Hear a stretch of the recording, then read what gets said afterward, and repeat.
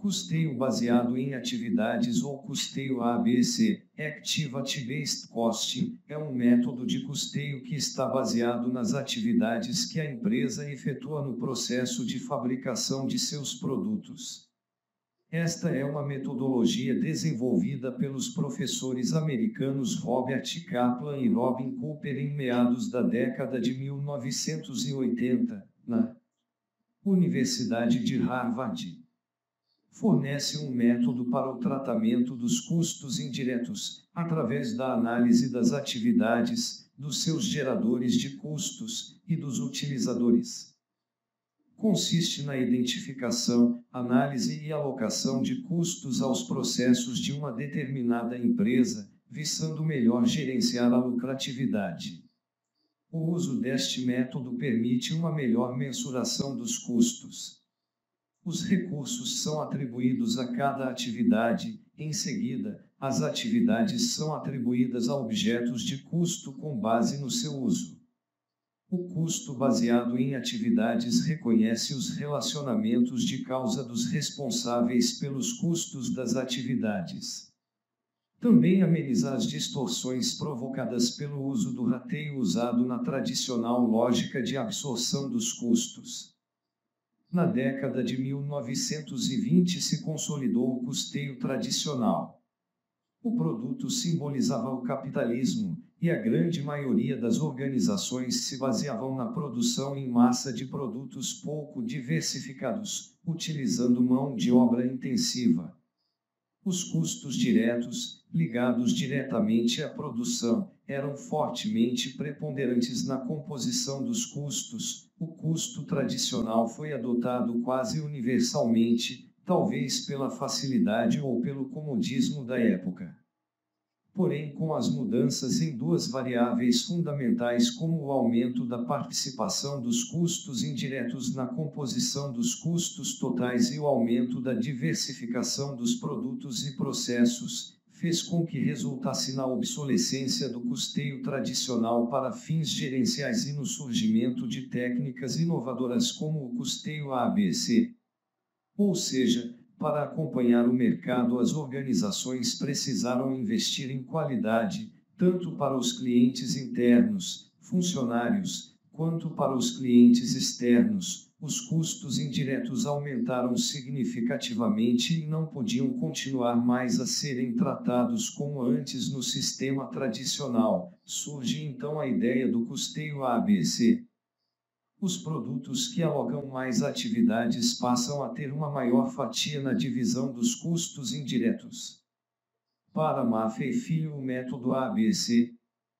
Embora haja indícios de que o custeio ABC tenha origem em trabalhos desenvolvidos na General Electric, na década de 1960 nos Estados Unidos, somente com a intensificação da competição global, por volta da década de 1980, quando as empresas despertaram para a nova realidade, satisfação dos clientes, treinamento, qualidade etc., e as novas tecnologias avançadas de produção e filosofia de gestão empresarial, o ABC, cujo propósito é de suprir essas necessidades sobre esses processos. Em outras palavras, o objetivo do custeio ABC é suprir a necessidade de informações precisas sobre o custo da necessidade de recursos de produtos, serviços e canais específicos. O custeio ABC possibilita um cálculo mais acurado do custo dos produtos individuais.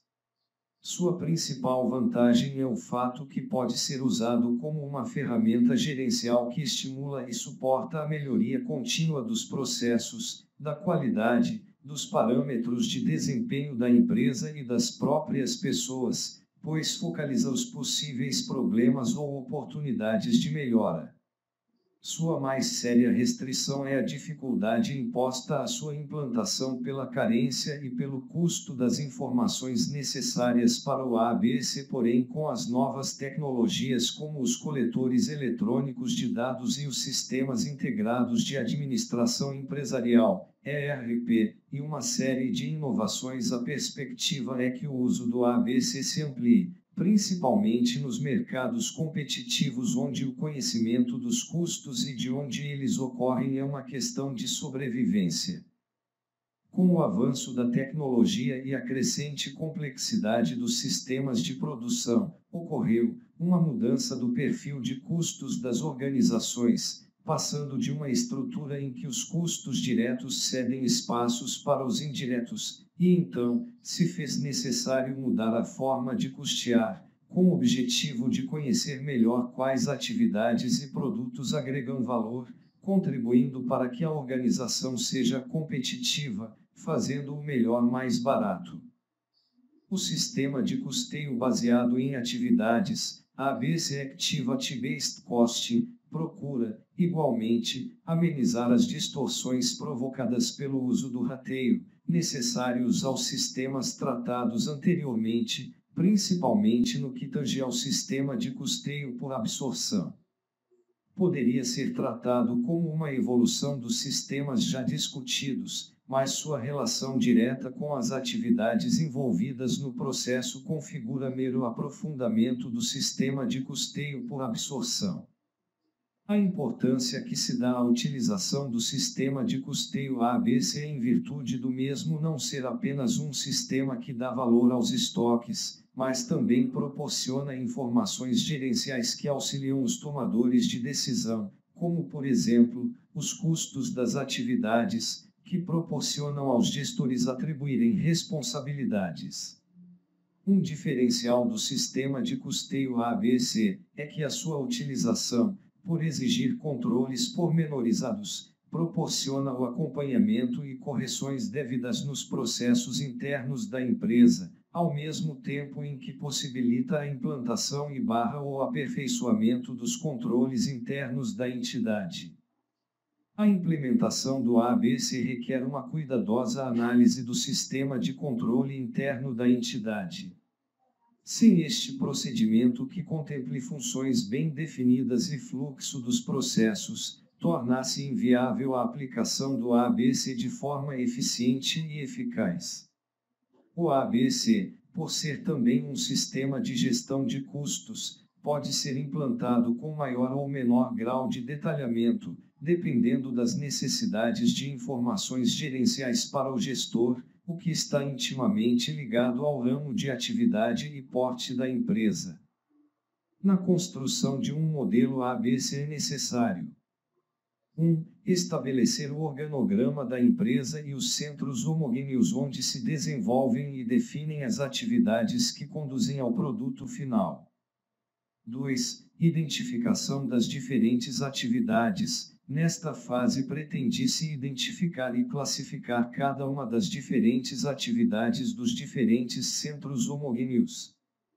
Para esta fase necessita-se de informação própria da empresa, que pode ser um manual de procedimentos, questionário aos empregados, avaliação do tempo de trabalho de cada trabalhador, valoração de recursos, identificando ao mesmo tempo a participação de cada centro homogêneo em cada uma das atividades.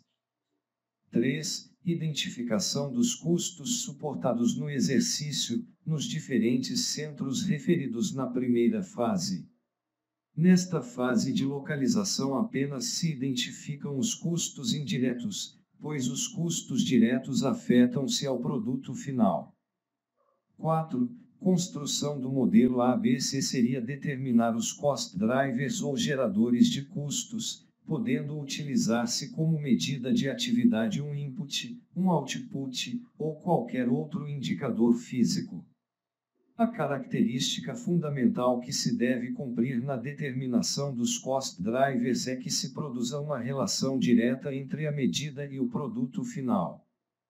5. Distribuir os custos dos diferentes centros ou departamentos pelas atividades, ou seja, uma vez localizados os custos indiretos e as distintas seções, a empresa estabelecerá critérios para classificar estes custos e as atividades, podendo encontrar duas situações. Na primeira, as atividades desenvolvem-se por um único centro; no segundo caso, numa atividade podem participar vários centros de custo, pelo que será necessário valorar a participação de cada centro nas atividades.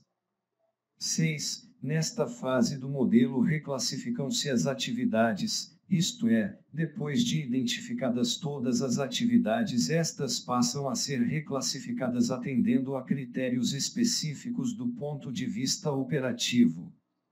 As atividades principais, também designadas por primárias, não se classificam dado que tendem a obter o produto final têm uma relação direta com o produto final.